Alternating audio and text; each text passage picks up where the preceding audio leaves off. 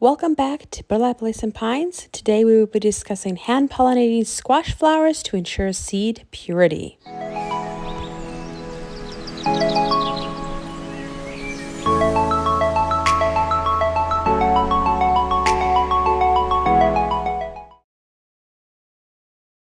Saving squash seeds this fall is really easy to replant for next summer, but there are things you need to do right now to ensure that your squash seeds will produce Lakota this next summer versus a crossbred you didn't actually want.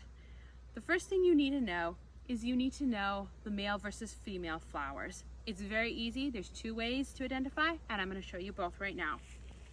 So when you look across your squash patch, the ones that are sticking up on these long stems like this are going to be your male flowers. They have a little bit of this cup-like feature and then the petals, and that's pretty much it. Now, when you go to actually do the hand pollinating, you're going to open up the inside and you're going to be able to see the stamen in the inside, which has all the pollen in it. And little bugs like to crawl in, get all pollinated, and then take them over to your female, or you're going to do this time to your female flower. It's going to be right on the vine here. You're going to see the little squash, and then there's the female flower. This is one that I taped up earlier, and you can see how it looks different inside. Where are you going, honey? You said we're pollinating squash today. No, we don't need all that. All the expensive homesteading tools we have, the chainsaw, the chaps, the log splitter, we don't need any of that? No, we literally need just this. Okay. So there are really only two tools you need to use while hand pollinating squash. I like electrical tape for taping up the flowers to prevent bugs from pollinating. It sticks very well to itself, but typically doesn't do much damage to the flowers, and it also easily opens up when you do need to get access to that flower again. It's cheap, easy, raid your husband's garage, or go check out and buy cheapo at the hardware store. The other thing I use is string. Just a sharp piece. Once you've pollinated a flower, wrap it around the base of that squash, tie a little knot, and there you go. Now you know which squash you've actually hand pollinated. Welcome back to Burlap, Lace, and Pines. Today I'm going to show you how to actually prevent the birds and the bees from happening in your squash patch in order to have the correct squash next summer. So we all know that bugs carry the pollen from the male to the female flower, and they are going to go back and forth in all different places, and you're going to end up with a total Franken-squash next summer if you don't stop them. The way to stop them is tape up your flower. So there's many different ideas on this. If you want to keep every single squash that you grow for seeds, you're going to need to tape up every single flower. If you're looking to just save a couple, like I am, you only need to tape up, a couple females and a couple males for those female flowers. So what I do is I come out morning and night, about 6:30 in the morning, 8 o'clock at night, sometime after the sun and before the sun sets, and I look for the appropriate amount of flowers that I'm looking to save.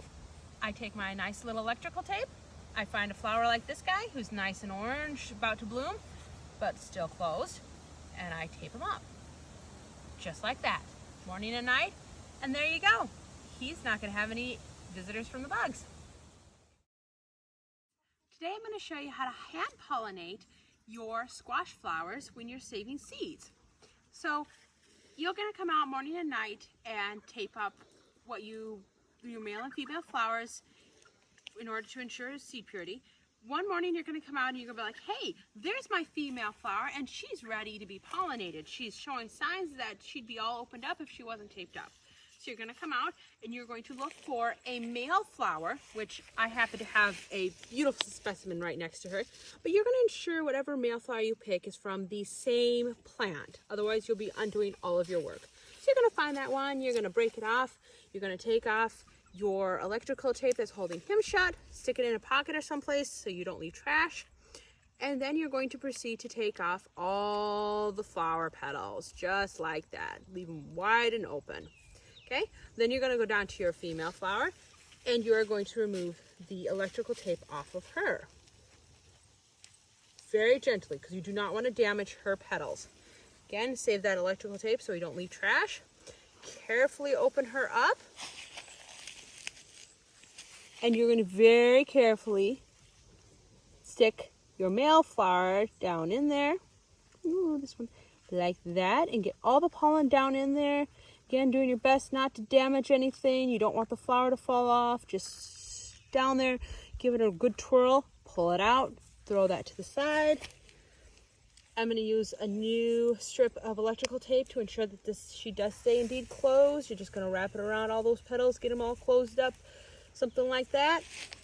Going to take your string we talked about. You're going to wrap it around the base. It doesn't need to be super tight, but it needs to be on there so you can identify. Give it a little loose knot so it stays put. And there you go. Hand pollinated. That simple, that easy. Follow along for more homesteading content.